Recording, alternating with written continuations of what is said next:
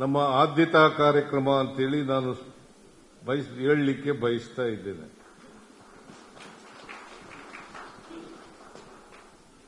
ಅದಕ್ಕೋಸ್ಕರ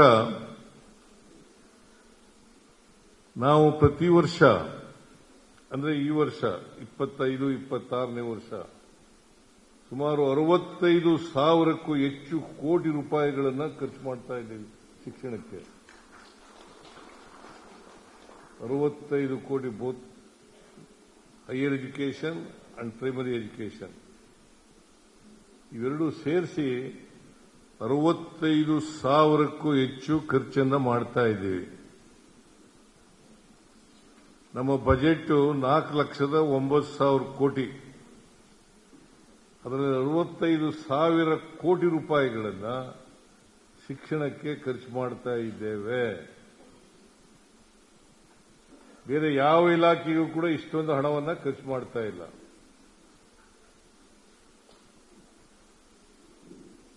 ಯಾಕೆ ನಾವು ಇಷ್ಟೊಂದು ಹಣ ಖರ್ಚು ಮಾಡ್ತಾ ಇದ್ದೀವಿ ಅಂತಂದ್ರೆ,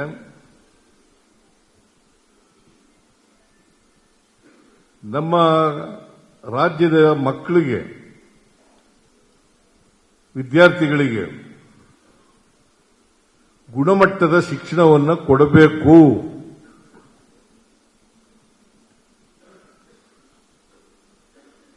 ಆ ಗುಣಮಟ್ಟದ ಶಿಕ್ಷಣವನ್ನು ಕೊಡಲಿಕ್ಕೆ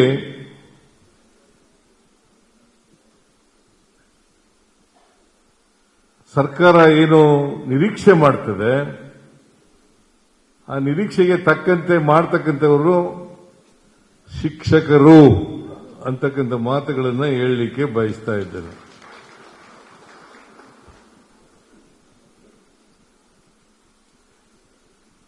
ಗುಣಮಟ್ಟದ ಶಿಕ್ಷಣ ಅಂತಂದ್ರೆ ಏನು? ವೈಚಾರಿಕತೆಯಿಂದ ಕೂಡಿರಬೇಕು, ವೈಜ್ಞಾನಿಕವಾಗಿ ಕೂಡಿರಬೇಕು, ಮತ್ತೆ ನಮ್ಮ ಸಮಾಜದ ಸಮಸ್ಯೆಗಳಿಗೆ ಸ್ಪಂದಿಸತಕ್ಕಂಥ ವಿದ್ಯೆ ಆಗಬೇಕು. ನಮ್ಮ ಸಮಾಜದ, ನಾ ಇನ್ನೊಂದು ಸಾರಿ ರಿಪೀಟ್ ಮಾಡ್ತೀನಿ, ನಮ್ಮ ಸಮಾಜದ ಸಮಸ್ಯೆಗಳಿಗೆ ಸ್ಪಂದಿಸತಕ್ಕಂಥ ವಿದ್ಯೆ ಆಗಬೇಕು. ಅದಕ್ಕೆ ಈಗ ಇನ್ಫಾರ್ಮೇಶನ್ ಕೊಡೋದು ಬರೀ ಅಷ್ಟೇ ವಿದ್ಯೆ ಉದ್ದೇಶ ಅಲ್ಲ. ಅದಕ್ಕೆ ಒಬ್ಬ ಈಟ್ಸ್ ಅಂತಕ್ಕಂಥ ಕವಿ, ಇಂಗ್ಲಿಷ್ ಕವಿ ಏನ್ ಹೇಳ್ತಾರೆ ಅಂತಂದ್ರೆ, ಪಾತ್ರೆ ತುಂಬಿಸ ಅಂತ ವಿದ್ಯೆ ಆಗಬಾರದು. ನಮ್ಮ ಕಲಿಕೆಯ ಕಿಡಿ ಒತ್ತಿಸ್ತಕ್ಕಂಥ ವಿದ್ಯೆ ಆಗಬೇಕು.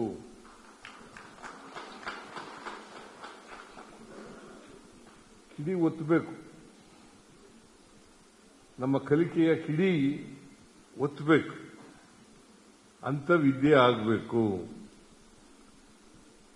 ಅಂತ ವಿದ್ಯೆಯನ್ನ ಕೊಡ್ತಕ್ಕಂಥ ಜವಾಬ್ದಾರಿ ಶಿಕ್ಷಕರ ಮೇಲಿದೆ ಅಂತಕ್ಕಂಥದನ್ನ ಅರ್ಥ ಮಾಡ್ಕೋಬೇಕಾಗ್ತದೆ. ಒಂದು ಕಾಲದಲ್ಲಿ ಇತ್ತು,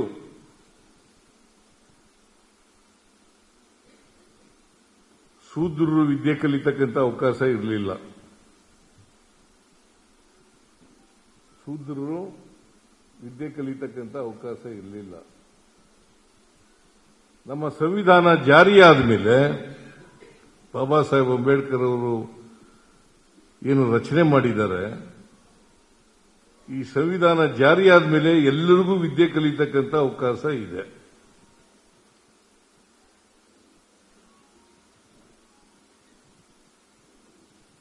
ಎಲ್ರಿಗೂ ಸಮಾನ ಅವಕಾಶಗಳು ಸಿಗ್ತಕ್ಕಂಥ ವ್ಯವಸ್ಥೆ ಇದೆ.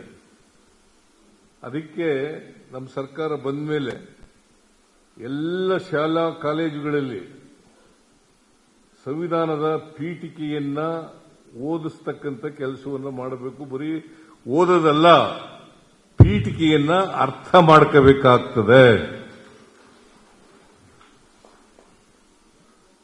ನಮ್ಮ ಸಮಾಜದಲ್ಲಿ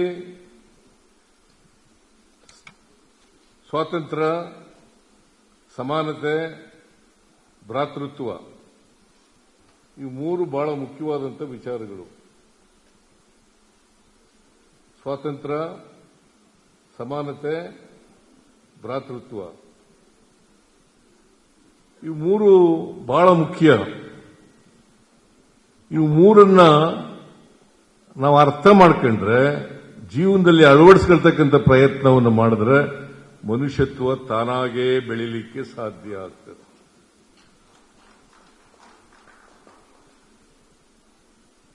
ಮನುಷ್ಯತ್ವ ಇಲ್ಲದೆ ಹೋದರೆ ಸಮಾಜದಲ್ಲಿ ಒಳ್ಳೆ ನಾಗರಿಕನಾಗಲಿಕ್ಕೆ ಸಾಧ್ಯ ಇಲ್ಲ. ಅದಕ್ಕೋಸ್ಕರ ಮನುಷ್ಯತ್ವವನ್ನು ರೂಢಿಸ್ಕೊಳ್ತಕ್ಕಂಥದ್ದು ಎಲ್ಲ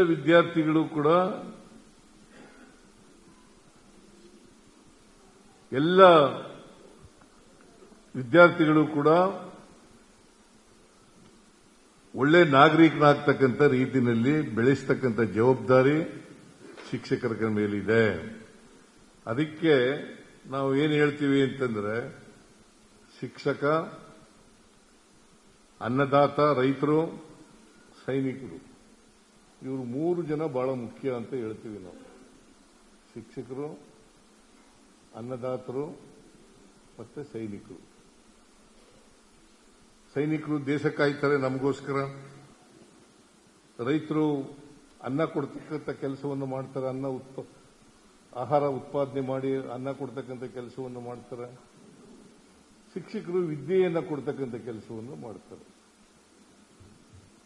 ಅದಕ್ಕೆ ನಾವು ಎಂಥ ವಿದ್ಯೆಯನ್ನು ಕಲ್ತಿದ್ದೀವಿ ಅಂತಕ್ಕಂಥದ್ದು ಬಹಳ ಮುಖ್ಯ.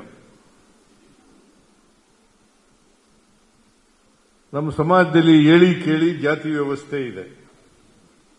ಹೇಳಿ ಕೇಳಿ ಜಾತಿ ವ್ಯವಸ್ಥೆ ಇದೆ. ಅದು ಅನೇಕ ನೂರಾರು ವರ್ಷಗಳ ಹಿಂದೆ ಜಾತಿ ವ್ಯವಸ್ಥೆಯನ್ನು ಹುಟ್ಟಾಕಿದ್ರು. ಅವರು ಸ್ವಾರ್ಥಕ್ಕೋಸ್ಕರ ಹುಟ್ಟಾಕಿದ್ರು ಅಂತ ಅನ್ಕೊಂಡಿದ್ದೀನಿ ನಾನು. ಅದು ಬದಲಾವಣೆ ಆಗ್ಬೇಕಲ್ಲ.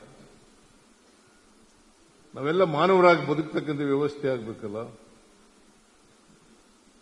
ಸಮಾಜದಲ್ಲಿ ಎಲ್ಲ ಸಮಸ್ಯೆಗಳಿಗೆ ಸ್ಪಂದಿಸತಕ್ಕಂಥ ವ್ಯವಸ್ಥೆ ಆಗಬೇಕಲ್ಲ. ಹಾಗೇನೆ ನಮ್ಮ ಸಮಾಜದಲ್ಲಿ ಮೂಢನಂಬಿಕೆಗಳಿದ್ದಾವೆ.